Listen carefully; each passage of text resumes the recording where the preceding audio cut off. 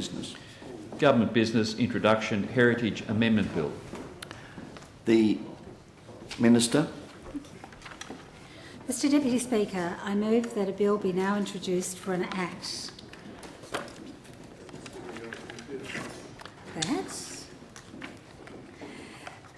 to amend the Heritage Act 1977 in relation to the Heritage Council and the listing of items on the State Heritage Register and for other purposes. The question is that this bill be now introduced. All of that opinion say aye. To the contrary, no. I think the ayes have it. The ayes have it. The Minister. Mr Speaker, Deputy Speaker, I bring up the bill and I move that this bill be now agreed to in principle.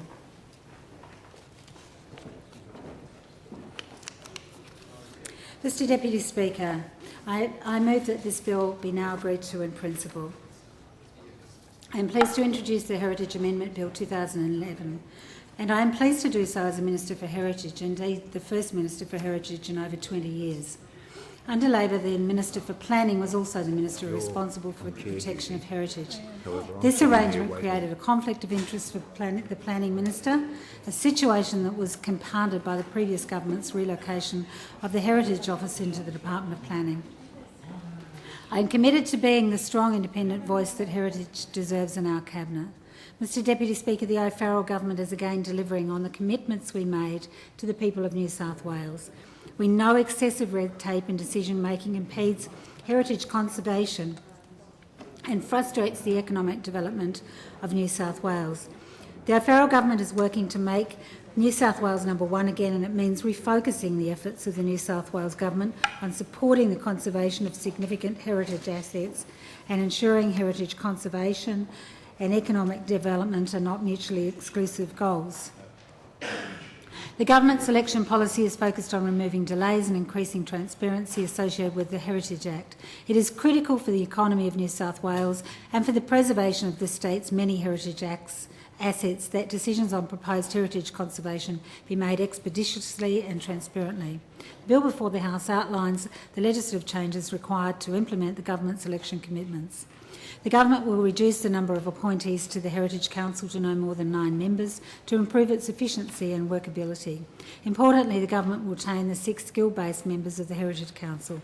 These members are appointed on the basis of their knowledge or qualifications in key areas relevant to the work of the Heritage Council, including New South Wales history, archaeology, Aboriginal heritage, property, economics and planning.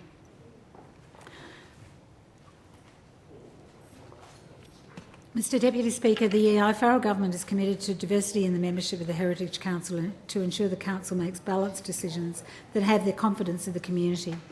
While the government architect will no longer be a member of the Heritage Council, they will continue to sit on the Heritage Council Approvals Committee, where their expertise in finding innovative solutions to the adaptive reuse of state significant heritage items is most valued. These changes to the membership of the Heritage Council will ensure an adequate and balanced representation of skills, perspectives and experience which will equip the Council to deliver today and meet future challenges.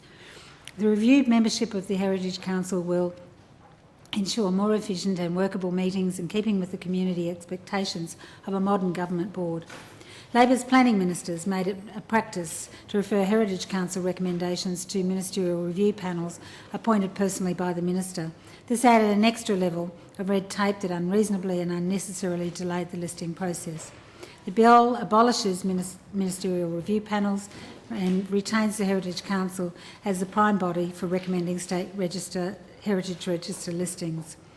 This is an important step in increasing the community's confidence in the heritage listing system.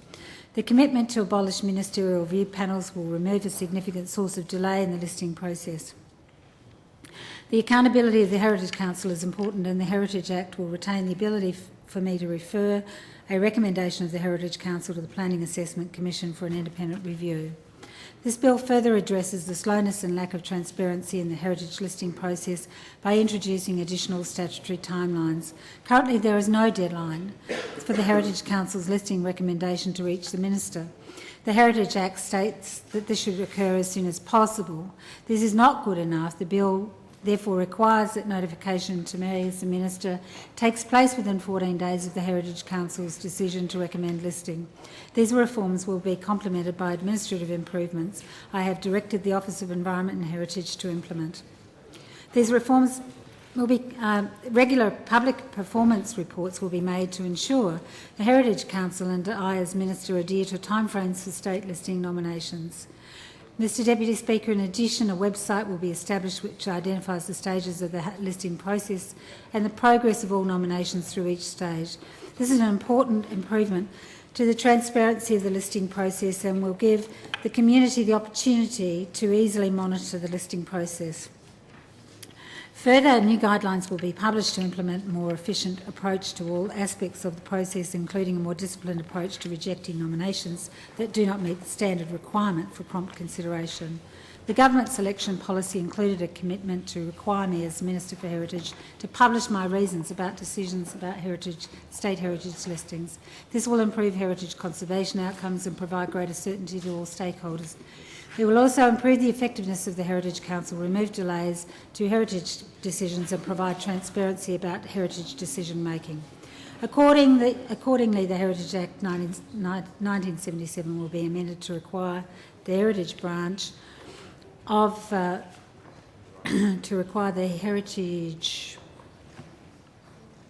Office of Environment and Heritage to publish my reasons for decisions on the internet and to explain whether or not the Heritage Council's recommendation has been accepted, and if not, why not.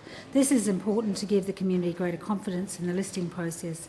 The effective listing on the State Heritage Register is generally under the Heritage Act. Approval of the Heritage Council is required for subsequent development. The exception to this is where a development was assessed under the previous government's Part 3A process, or now where development will be declared a state significant development or state significant infrastructure. In these cases, the Heritage Council is consulted by the Department of Planning and Infrastructure. When consulted, the Heritage Council and the Office of Environment and Heritage provides comment on development affecting items listed on the State Heritage Register or items of state heritage significant not yet added to the register. The government selection commitments require that I will make public any recommendation from the Heritage Council or the Office of Environment and Heritage regarding development recommendations. This bill requires this advice to be published on the internet, in particular where the Heritage Council would have had an approval role, but that role has been switched off by the Environmental Planning and Assessment Act 1979.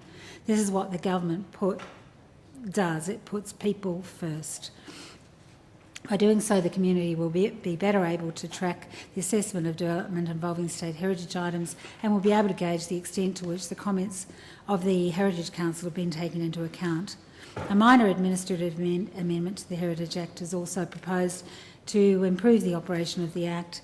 It is proposed to no longer require the Minister to carry out the administrative function of approving application forms under the Heritage Act, instead moving that function to the Heritage Council. The approving of application forms is considered to be an administrative matter the Council is best placed to determine.